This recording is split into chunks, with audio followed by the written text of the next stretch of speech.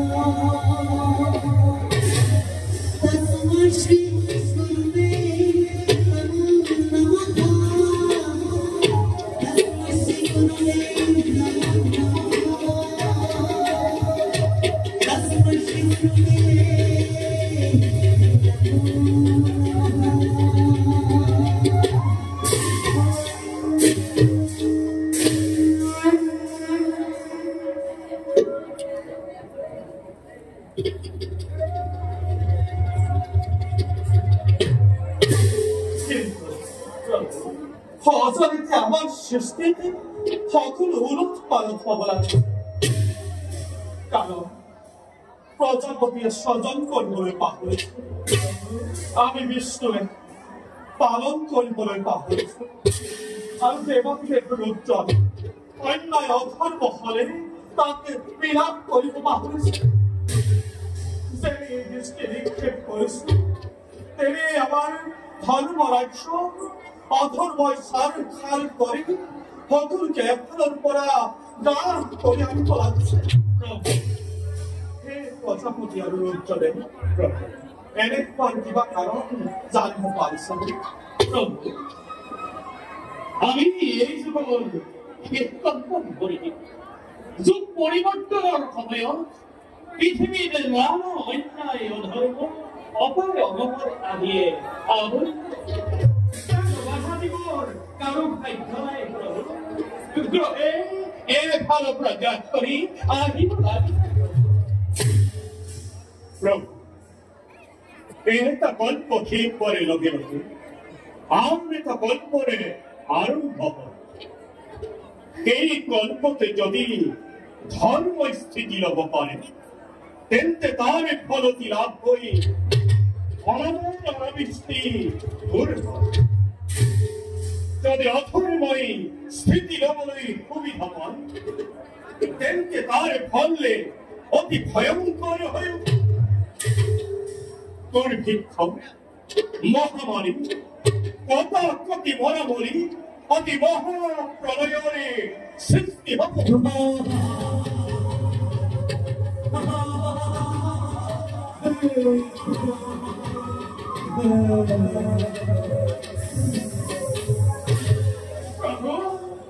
মহাবিপদৰ ৰাজ্যলৈ আৰম্ভ হৈ সোনকালে চক্ৰ ব্যৱহাৰ কৰি বিধান কৰা প্ৰভু আমাৰ ফুল আকাশলৈ নিক্ষেপ কৰক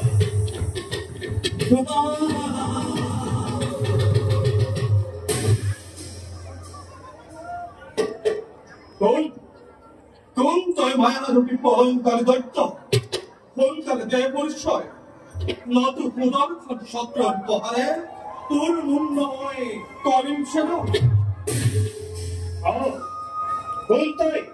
কুন্তলে পরিচয় দে নত এই মহা করে তোর পুকুরে করি পাহাড় করে কোয়াই আপোনালোকৰ অস্ত্ৰ আপোনালোকে সম্বৰণ কৰক কোন তই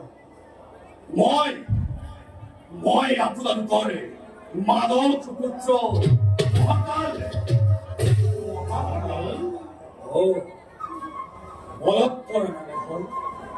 মনত পেলাওক আপোনালোকে মোক সৃষ্টি ৰক্ষাৰে ভাৰ দিছিল পড়ছে মনত কিন্তু অসমত দাবী পাবলাৰ কাৰণ কি মহাকাশ পৃথিৱীৰ লক্ষণৰ ভাৰে আমাৰ ওপৰত দিয়া হৈছে আৰু এইটো মই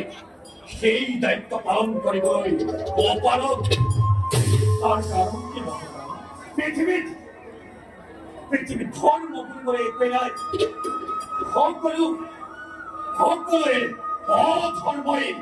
এফালৰ পৰা গ্ৰাস কৰিব ধৰিছে মই আৰু চাই থাকিব পৰা হৈছো দেৱতী তাৰ উপায় কি কৰিম বুলি ভাবিছ মহাকাশ তাৰ উপায় অতি ভয়ংকৰ হৈ উঠিব পৃথিৱীত মহাপ্ৰলয়ৰে ঘোষণা হব মহাপ্ৰলয়তে মহাসাগৰৰ জলধাৰাই সমগ্ৰ পৃথিৱী তল যাব সকলোবোৰ পানীৰ তলতে ডুব যাব মহাপুৰুষ বেদি বেদাঙ্গ সকলবোৰে পানিৰ তৰফ ডুব যাব সৃষ্টি ৰক্ষা নহলে পৃথিৱীত নৰম মনুষ্যৰ কি দৰকাৰ হ'ব মহাৰাজ? পৃথিৱীত ধৰ্ম বুলিবলৈ একোৱেই নাই সকলো ধৰ্মই বিৰাট কৰিব ধৰিছে মোৰ কাৰ্যকাল শেষ হ'ব ধৰিছে গতিকে পৃথিৱী ধ্বংস অনিবাৰ্য পৃথিৱী ধ্বংস অনিবাৰ্য পৃথিৱী ধ্বংস অনিবাৰ্য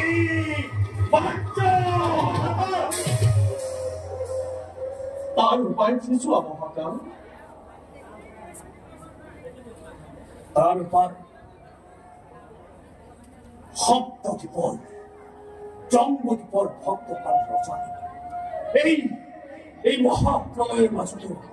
জীবিত থাকিব তেওঁৰ দ্বাৰাইহে সৃষ্টি ৰক্ষা কৰিব পাৰিব পিতাম প্ৰজাপতি যিমানবোৰ বেদ বেদাংগ আছে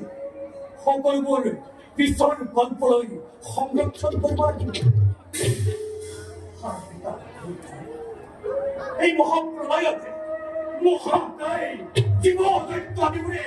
মোৰ লাগি উঠে সিহঁতক বিনাশ কৰিব লাগিব আৰু আমি কি কৰিব লাগিব মহাকাল? আপুনি সত্যবত ৰজাক লগত সেই সময়তে যি অৱতাৰ কৰিছে তাৰে ৰূপ ধাৰণ কৰি সৃষ্টি ৰক্ষা কৰিব পাৰিব কিন্তু মনত ৰাখিব মহাপ্ৰলয় আৰু বেছি দিন নাই মনত ৰাখিব মহাপ্ৰলয় আৰু বেছি দিন নাই মনত ৰাখিব মহাপ্ৰলয় আৰু বেছি দিন নাই মই আহিব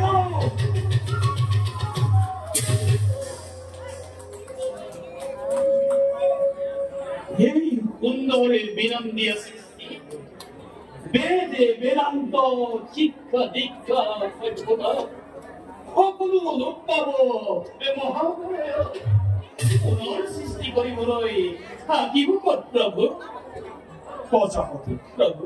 আপুনি এতিয়াৰে পৰা বেদ বেদাংগ আৰু কৃষ্টি সভ্যতাৰ নিৰন্তন কথা সম্পৰ্কে এপদকৈ সংৰক্ষণৰ ব্যৱস্থা কৰিব মহাপ্ৰলয়ৰ পাছত যাতে পাছৰ কল্পত পুনৰ মানৱে জ্ঞান অৰ্জন কৰিব পাৰে তাৰ ব্যৱস্থা কৰি সভ্যতা সংস্কৃতি নিদৰ্শন ইমান সোনকালে সংগ্ৰহ কৰাটো সম্ভৱ নহয় ভয়ংকৰ পৰিৱেশত কোন ক'ত কৰি থাকে কোনে জানে প্ৰজাপতি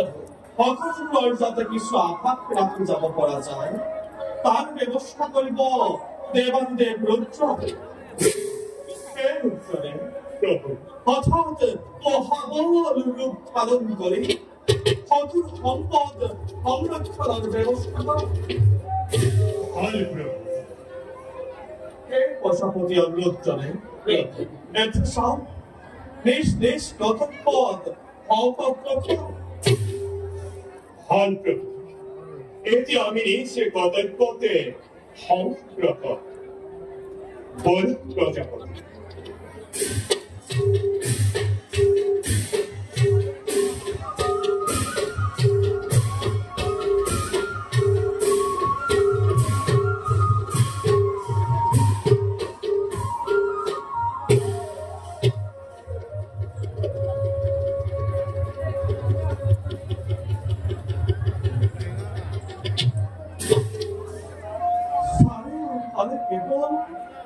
পানী আৰু পানী এই মহাপ্ৰলয়ৰ মাজত মোৰ কি অৱতাৰৰ প্ৰয়োজন হ'ব?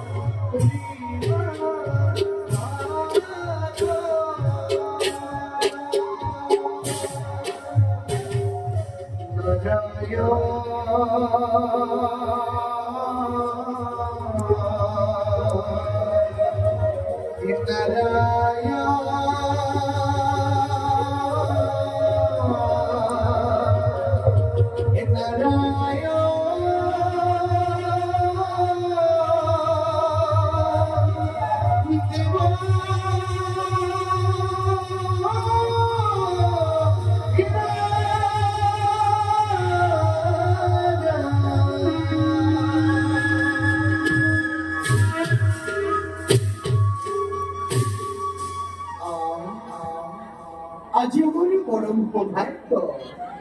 স্বয়ং বৈকুণ্ঠপতি নাৰায়ণ কাজীময় আলোৰ ঘৰ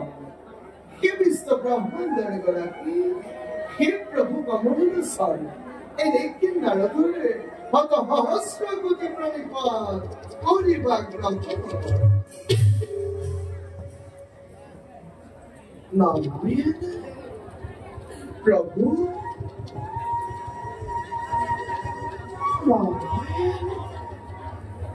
প্রভু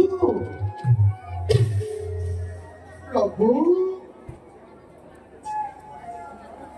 অকলে অকলে গভীর চিন্তাত দেখো মগ্ন হে প্রভু আমি জানো তার কিবা সম্ভেদ পাম প্রভু প্রভু নারায়ণ হে প্রভু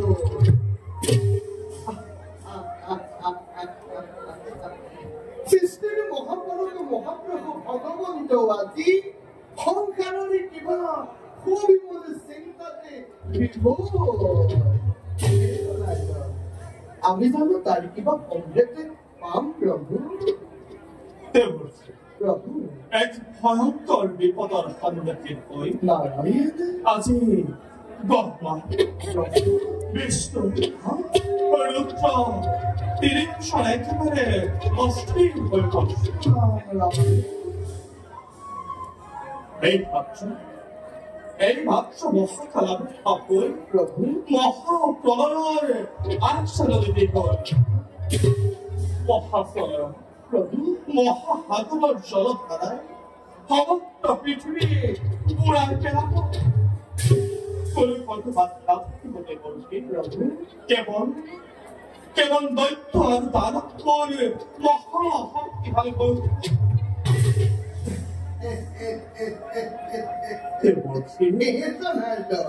এইবিলাক সংসাৰে কৰিবলৈ ৰুদ্ৰটো কিমান সময়ৰ প্ৰয়োজন আৰু প্ৰভু দুষ্টকে দমন পালন অৱশ্যে কৰিবই লাগিব প্ৰভু তুমি কথাটো তেনেই সহজ ভাৱে ভাবিছা এবাৰ ভালকৈ ভাবিছোৱাচোন দেৱৰ্ষী প্ৰভু ধ্বংস কৰিছোৱা এই সৃষ্টি পুনৰ নিৰ্মাণ কৰাটো জানো ইমান সহজ হ'ব অৱশ্যে ঠিকেই প্ৰভু এই মহাপ্ৰলয়তো পৰি কোনোতো বাচি নাথাকিব প্ৰভু নহয় দেৱৰ্ষী প্ৰভু মহাকালে কৈ গ'ল মহাকালে কি হৈ গ'ল প্ৰভু মহাকালে কৈ গ'ল এই মহাপ্ৰলয়ৰ মাজতো সম্পদীপৰ ৰজা সত্যবাদ বাচি থাকিব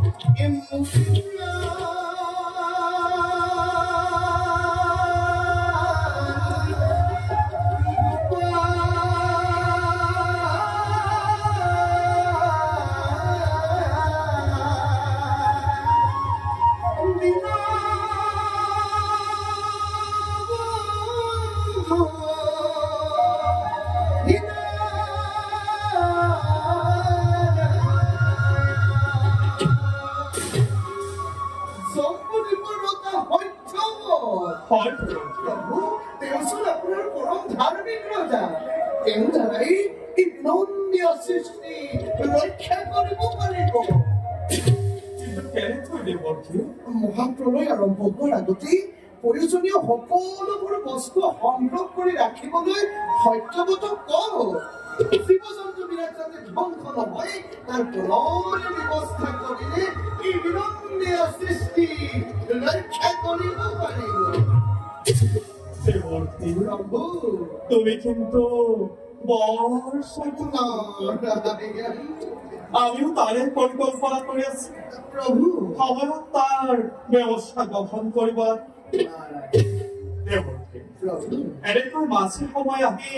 আমাক দিহা পৰামৰ্শ দিবলৈ নাপাব নিশ্চয় প্ৰভু এতিয়া চোৱা দেৱৰ্ষী তুমি এই বাৰ্তা নৰ সমাজত প্ৰস্তাৱ কৰাবলৈ সদায় সমভাগী হৈ যাব এই নিত্যিনে নাম পুনঃসবার শত সহস্র কোটি প্রতিপাদ জনাই তাকে মারি সুবিধা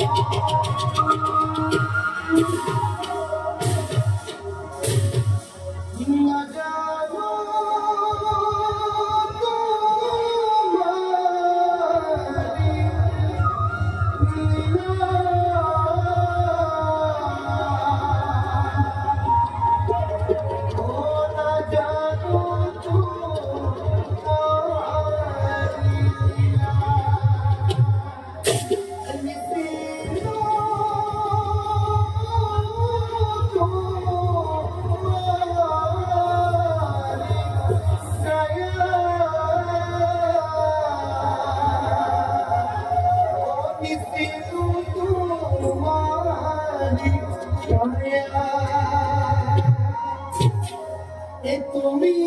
ব্রহ্মা তুমি বিষ্ণু তুমি মহেশ্বরী তুমি ব্রহ্মা তুমি বিষ্ণু তুমি মহেশ্বরী